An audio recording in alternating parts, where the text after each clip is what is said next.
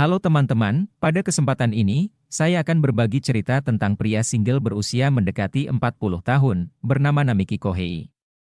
Dia bekerja paruh waktu di sebuah perusahaan keamanan, namun sebenarnya memiliki minat hanya pada astronomi. Suatu ketika Kohei ditugaskan untuk menjadi pengawal seorang aktris top asal Korea bernama Han Yuna, untuk jangka waktu 99 hari.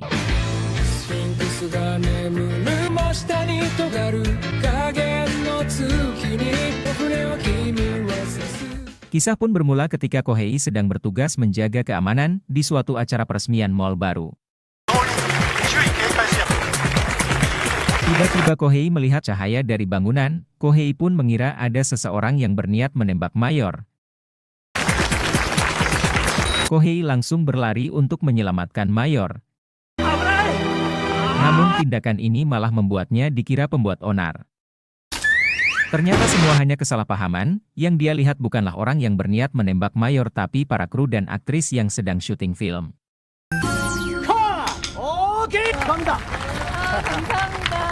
Di kantor, Kohei mendapat teguran dari bosnya mengenai kegagalannya dalam misi keamanan. Kohei berusaha menjelaskan bahwa dia melihat ada cahaya dari sebuah bangunan dan seperti ada orang yang ingin menembak Mayor. Namun bos tidak ingin mendengarkan penjelasan yang tidak masuk akal itu. Menurut bos mereka hanya perusahaan kecil yang membutuhkan kepercayaan dan nama baik. Oleh karena itu dia memotong gaji Kohei sebagai kompensasi untuk Mayor atas kegagalannya dalam menjalankan tugas. Kohei pun hanya bisa pasrah menerima. Kohei juga diberi pekerjaan ekstra untuk besok, meskipun Kohei sudah izin untuk libur. Karena besok akan ada event astronomi yang jarang ada, ini sangat penting baginya. Di tempat lain, para reporter siap menyambut kedatangan aktris top dari Korea, bernama Han Yuna. Mereka menanyakan bagaimana pendapat Yuna tentang syuting film pertamanya di Jepang. Yuna pun menjawab, dia merasa sangat senang bisa mendapatkan peran bersama seorang aktor top dari Jepang bernama Yamato Takanabe. Dia juga memuji akting Takanabe. Takanabe yang sedang menonton acara wawancara Yuna di TV menjadi sangat bersemangat. Nampaknya dia sudah tidak sabar bisa syuting film bersama Yuna.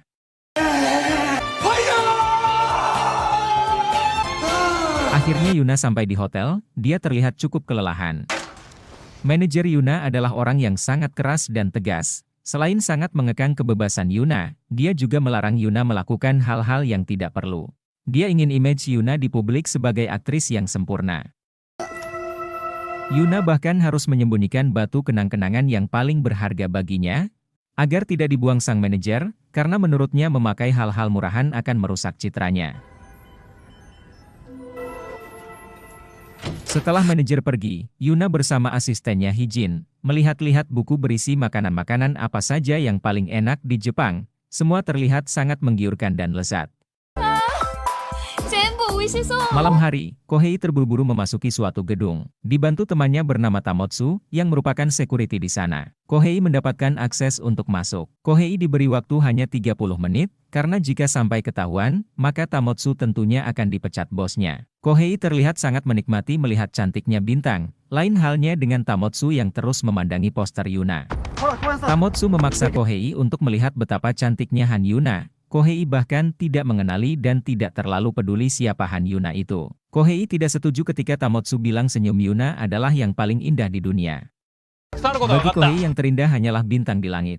Tamotsu teringat, besok mereka ada tugas penting menjadi security di acara penyambutan Yuna. Dia ingin mengingatkan Kohei, namun lagi-lagi Kohei tidak peduli dan terus menikmati memandangi bintang.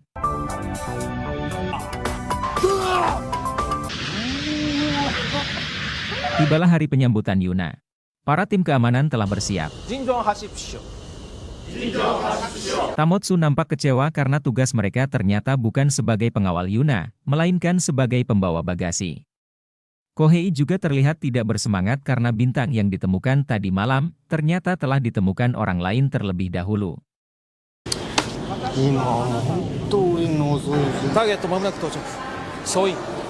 Banyak sekali fans yang telah menanti kedatangan Yuna. Tamotsu juga jadi tidak fokus dengan tugasnya.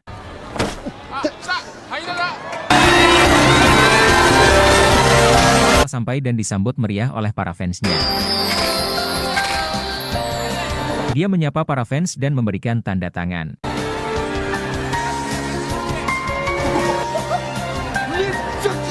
Tiba-tiba Kohei melihat seorang anak kecil sedang mengambil bola di tengah-tengah keramaian. Kohei langsung berlari untuk menyelamatkan dan melindungi anak itu dari desak-desakan para fans. Aksi heroik Kohei pun sempat dilihat Yuna. Terjadi kekacauan dan para petugas berusaha mengamankan Yuna. Perhatian Kohei tertuju pada benda yang menggantung di tas Yuna, batu dengan hiasan bintang.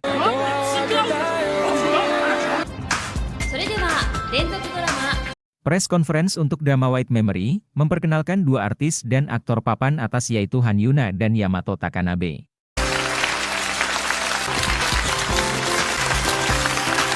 Sesi tanya-jawab pun dimulai. Takanabe dapat menjawab semua pertanyaan yang ditujukan padanya dengan sangat sempurna.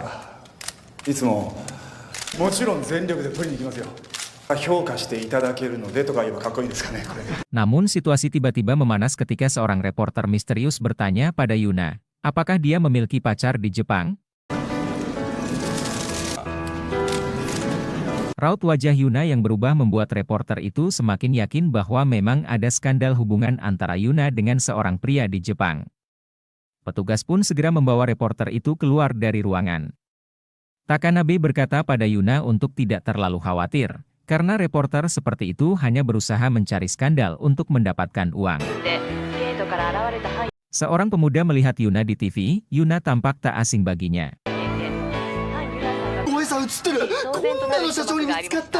Lagi-lagi Kohei mendapat teguran dari sang bos, karena dia dianggap sebagai pengacau waktu acara penyambutan Yuna.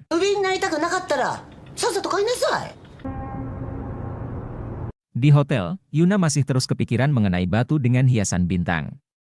Nampaknya batu tersebut sangat berarti baginya. Manajer Yuna datang ke kantor Kohei, dia ingin komplain kepada bos Kohei.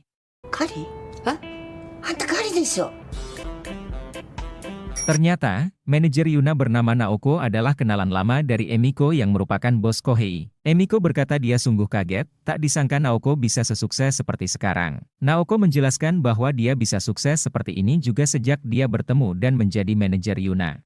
Otak bisnis Emiko pun langsung keluar. Dia memberikan ide pada Naoko untuk mencari seseorang yang dapat melindungi Yuna dengan bayaran yang cukup tinggi. Naoko setuju dengan syarat, orang itu harus profesional dan sama sekali tidak memiliki rasa ketertarikan pada Yuna yang merupakan artis top. Menurutnya akan susah karena hampir semua pria telah tergila-gila pada Yuna. Emiko menemukan orang yang tepat, yaitu Kohei. Emiko menjelaskan bahwa Kohei hanya tertarik pada bintang dan memiliki rasa keadilan tinggi. Kohei yang baru pulang ke rumah mendapat permasalahan baru. Selain dia harus membayar 2 takoyaki yang dimakan oleh ponakannya, dia juga harus mengurus mereka selama kurang lebih 10 hari, karena kakak kandungnya Yukiko telah berangkat ke Okinawa, untuk berlibur sekalian mencari ayah baru bagi anak-anaknya. Akhirnya dia menitipkan anak-anaknya untuk dijaga Kohei. Meskipun telah menitipkan sejumlah uang, namun menjaga keponakannya jelas akan sangat merepotkan Kohei, terutama karena mereka sangat sulit untuk diatur. Yukiko juga mengirimkan pesan ini pada anak tertuanya bernama Momo untuk sementara waktu tinggal di rumah Kohei bersama adik-adiknya. Manajer Naoko berusaha menghubungi Yuna, namun tidak diangkat. Karena khawatir, dia pun menelpon Hijin. Hijin pun tidak tahu harus menjelaskan apa, karena Yuna telah kabur dari hotel. Bos Kohei Emiko langsung menelpon Kohei yang sedang berada di rumah bersama keponakannya. Dia memerintahkan Kohei untuk segera mencari dan menemukan Yuna. Kohei tidak mengerti mengapa dia yang disuruh, namun bosnya mendesak dan mengancam, jika tidak mau maka Kohei bisa kehilangan pekerjaannya. Akhirnya Kohei pun segera mencari Yuna. Kohei mencari di seluruh tempat di daerah Shimbashi, baik di kedai-kedai maupun restoran. Ternyata Yuna sedang asiknya makan yakitori dan bergosip dengan om-om kantoran. Kohei masih terus mencari sampai dia melihat ada seseorang wanita dengan batu berhiasan bintang. Kohei pun langsung tahu dia adalah artis Yuna. Dia mendatangi wanita itu memastikan apakah dia benar-benar Yuna. Kohei terus membujuknya untuk pulang, namun Yuna tidak mau dan masih terus ingin menikmati minum-minum dan makan di sana. Kohei mengatakan bahwa dia ditugaskan oleh bosnya untuk membawa Yuna pulang. Kohei berkata, jika sampai Yuna ketahuan, maka keadaan akan bertambah gawat. Namun Yuna tidak memperdulikannya. Yuna bahkan menyuruh Kohei untuk minum minuman keras agar Yuna setuju untuk pulang. Kohei pun memaksakan diri minum, meskipun dia belum pernah minum minuman keras sebelumnya. Tapi Yuna masih tidak mau pulang. Kohei terpaksa harus memaksa Yuna. Tidak ingin dibawa pulang, Yuna mengatakan pada om-om kantoran bahwa Kohei ingin mengganggunya. Mereka pun langsung terlibat adu fisik. Melihat kejadian yang hampir sama dengan di bandara, Yuna teringat bahwa itu pria yang menyelamatkan anak kecil di bandara. Yuna tiba-tiba muncul di hadapan Kohei dan bertanya bagaimana Kohei bisa mengenalinya, padahal dia sudah menyamar. Dia merubah penampilan dan bahkan memakai kacamata. Kohei pun memberitahu kalau dia mengetahui dari batu bintang yang selalu dibawa Yuna kemanapun dia pergi. Kohei tidak ingin mendengar alasan apapun dan langsung membawa Yuna pulang. Namun lagi-lagi Yuna tidak menurut, dia berlari ke arah kolam sambil mengajak Kohei untuk mengejarnya. Tiba-tiba Yuna terjatuh ke dalam kolam. Kohei yang ingin menolong pun ditarik masuk ke dalam kolam. Bahkan di dalam kolam Yuna masih saja bermain-main dan terus memercikan air ke arah Kohei, membuat Kohei kesulitan untuk menangkapnya.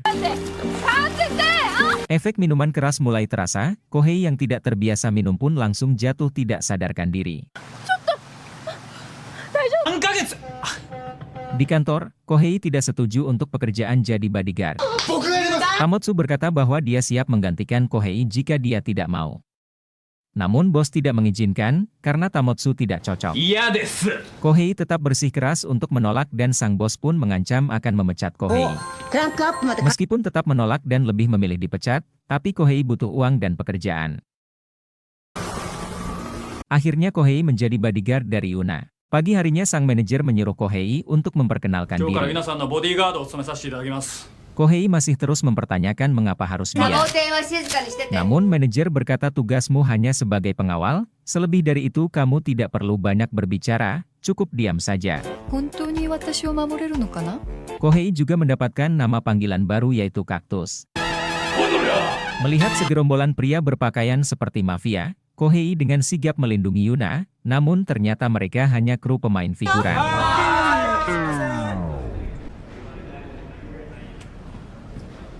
Di tempat lain, Takanabe sedang menatap cermin, terus menanyakan apakah penampilannya sudah sempurna.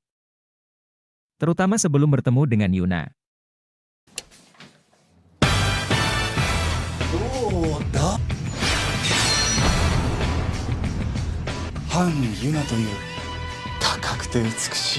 Akhirnya Takanabe pun berangkat. Di ruangan meeting, Takanabe sebagai pemeran utama pria, akan memberi kata sambutan. Takanabe berusaha berakting cool demi bisa menebar pesona di depan Yuna.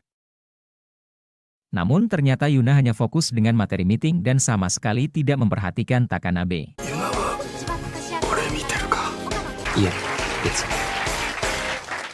Takanabe pun menjadi semakin tertarik dengan Yuna. Di tengah meeting ponsel Kohei berbunyi. Pesan iseng dari ponakannya Ren. Di rumah, Ren dan Sumire sedang mencari letak negara Korea Selatan, yang ternyata tidak jauh dari Jepang. Kakak mereka Momo baru saja pulang dari sekolah menanyakan di mana Kohei. Sumire pun menjelaskan bahwa Kohei sekarang adalah bodyguard seorang artis cantik Yuna. Momo pun terkejut dan tidak percaya, akhirnya paman Kohei yang tidak berguna itu, bisa menjadi lebih berguna. Waktu meeting masih panjang, Kohei merasa bosan menunggu. Sang manajer menemukan batu hiasan milik Yuna, dia pun menyuruh Kohei untuk membuang agar Yuna tidak bisa lagi menemukannya. Kohei tahu benda ini sangat berharga bagi Yuna, dia pun tidak membuangnya. Di ruangan meeting, para pemain utama akan melakukan tes dialog dengan naskah yang diberikan. Yuna menunjukkan akting yang luar biasa, para kru dan sutradara pun takjub dengan akting Yuna. Takanabe pun tidak mau kalah. Dan akhirnya meeting telah berakhir, Takanabe yang diajak makan malam, oleh Yuna menjadi kegirangan seperti orang kesurupan. Setelah acara meeting selesai, dikawal Kohei, Yuna dan Hijin pun kembali ke ruangannya untuk istirahat. Yuna menyadari bahwa batu dengan hiasan bintang miliknya sudah tidak ada lagi.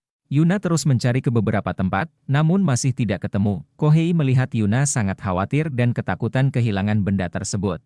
Benda itu benar-benar sangat berharga baginya. Akhirnya Kohei pun mengembalikan batu itu pada Yuna. Yuna yang merasa lega mendapatkan benda itu kembali, tahu itu pasti ulah manajernya.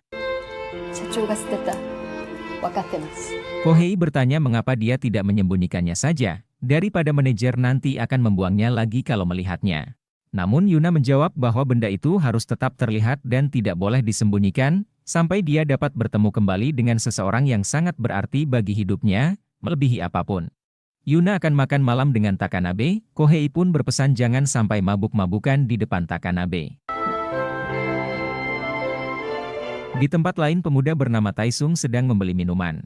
Dia juga memiliki batu berhias bintang yang sama dengan milik Yuna.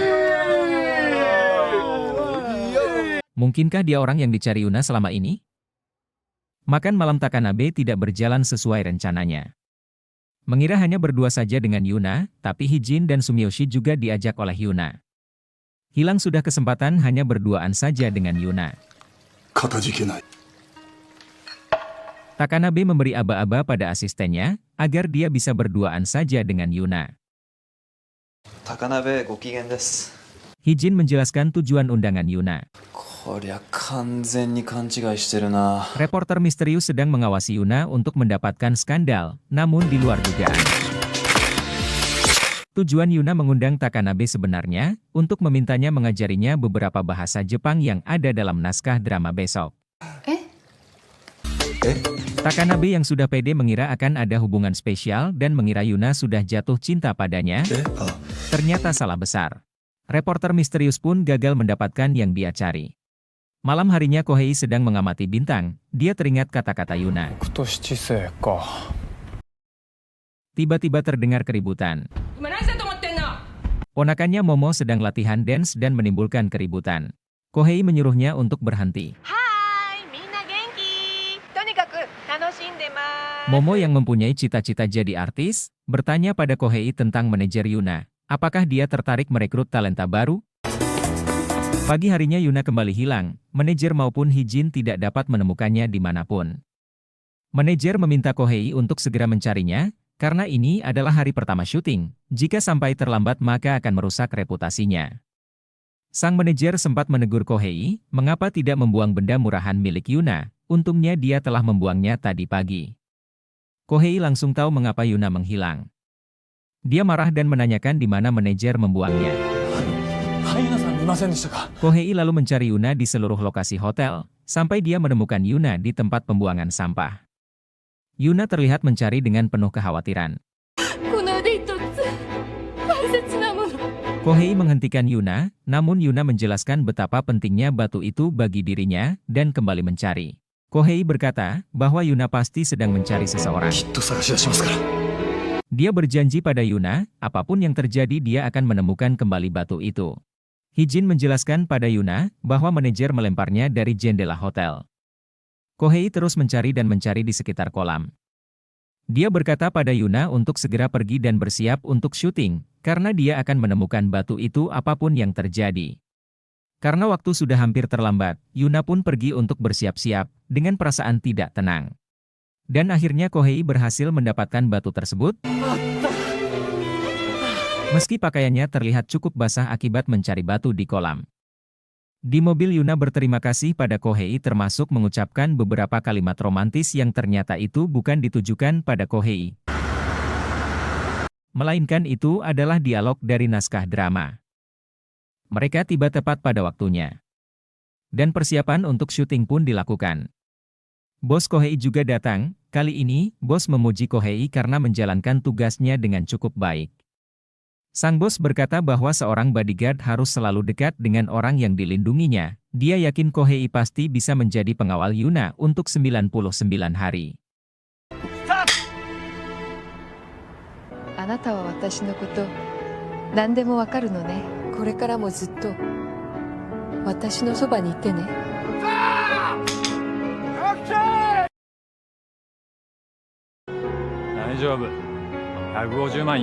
Proses syuting pun selesai, Yuna melakukannya dengan sangat sempurna. Yuna yang terlihat sangat akrab dengan Kohei, membuat Takanabe bertanya, siapakah pria yang bersama dengan Yuna?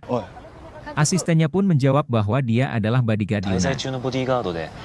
Takanabe merasa seperti pernah mengenal Kohei.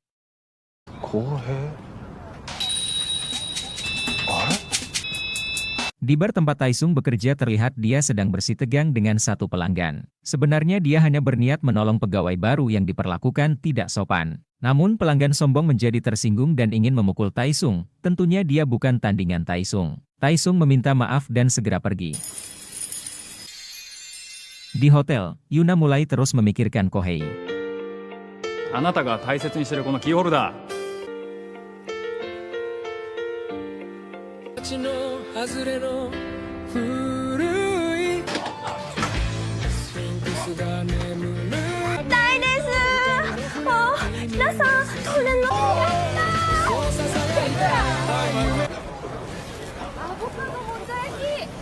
あの女！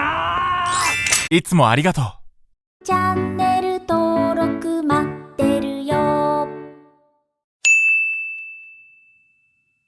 チャンネル登録よろしくお願いします。